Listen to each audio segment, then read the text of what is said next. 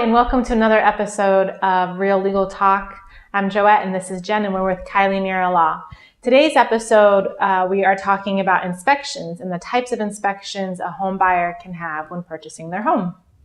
And most buyers in their contract are requesting a general home inspection, and it has to be done within a certain period of time. So that's all in the contract, and you can itemize if there are specific types of inspections you'd like to have. So for example, most buyers have a general home inspection with a general home inspector, but there are additional things such as radon or termite or lead or mold and asbestos. There are additional things that you can request to have done during that inspection period. If the home is served by a well, then you will want a well inspection. If it's served by a septic system, then a septic inspection is definitely encouraged. And you want to look to the terms of your contract to see who is responsible for paying for the cost of the pumping of the tank versus the inspection of the tank. Now, a well inspection and a septic inspection will require that you have a specialist or a separate company, distinct and separate from your general home inspector, who actually does the inspection of the well and the septic tank. And there could be need for additional inspections after your normal home inspection if the home inspector finds issues with a particular item at the property. For example, if you're buying a home in the wintertime and you have snow on the roof or snow around the foundation, your inspector might not be able to look at the roof. So you may be looking at additional inspectors for that. Or if there are issues that the inspector finds with the roof, despite, let's say there is no snow and they're able to look at that. Or if there are issues found with a furnace or other mechanical item, chimney. Can you think of anything else? Well, there's special items that you might want to inspect as a home buyer that may be limited due to the weather, like a pool or air conditioning sprinkler systems. And we're going to be dealing with that in a separate video, so stay tuned for that. Yeah, seasonal inspection video. So we'll definitely be on the lookout for more information on those items.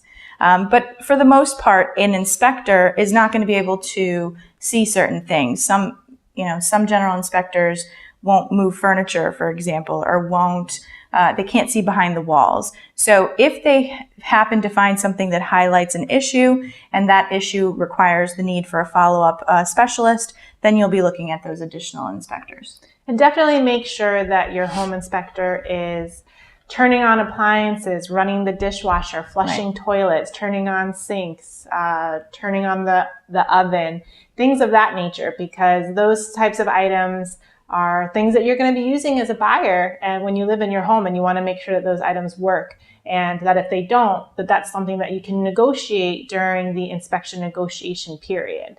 Actually, appliances are a pretty hot item when it comes to inspections, because we've come to find that some inspectors don't test the appliances to see that they're working. And then when a buyer actually goes for the walkthrough and their agent turns them on and they're not working, then it kind of becomes a walkthrough issue, which if it wasn't tested at the home inspection, it becomes a pretty big contention. Absolutely. And if you've got a high-end refrigerator or a high-end stove and it's not working, that can be thousands of dollars. Right. So it's definitely something that you want to pay attention to. And another hot item right now is the issue in Connecticut with crumbling foundations.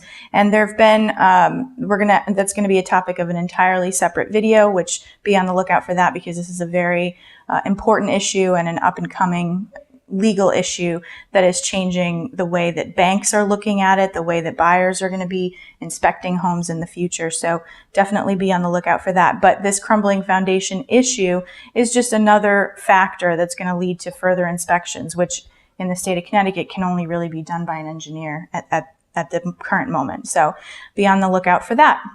So bottom line, there's lots of different inspections you can have as a buyer. You may want to do some, all, or none, depending on the type of offer that you have. Sometimes we have as-is properties that come across, but you can also always do a home inspection, even if you have agreed to purchase a home in as-is condition. You can always do a home inspection for informational purposes only. So that pretty much sums up our video. Stay tuned. One more point. What's that? The contract. We have to have things done within a certain period of time. So be mindful of the period of time that you have for those inspections.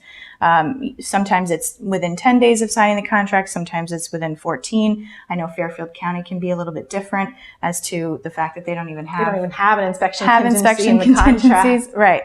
So, be mindful of the dates that are in your contract, and your agent will be doing this too as well.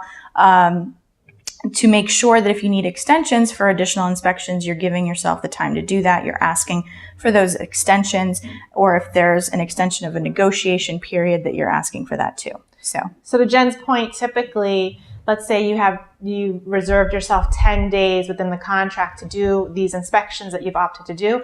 That 10-day period is typically followed by an additional 3-day period to negotiate those items. So let's say you inspect the roof and now you want the seller to replace the roof. You have those 10 business days to inspect the roof and then 3 days to negotiate that. And you can always do an extension to either the 10-day period to do additional inspections of other items if you need to, or you can always extend that 3-day negotiation period as well, so long as both parties agree. That's right. So thank you for joining us on this episode of Real Legal Talk, and be on the lookout for more videos from us. Thanks again. Take care.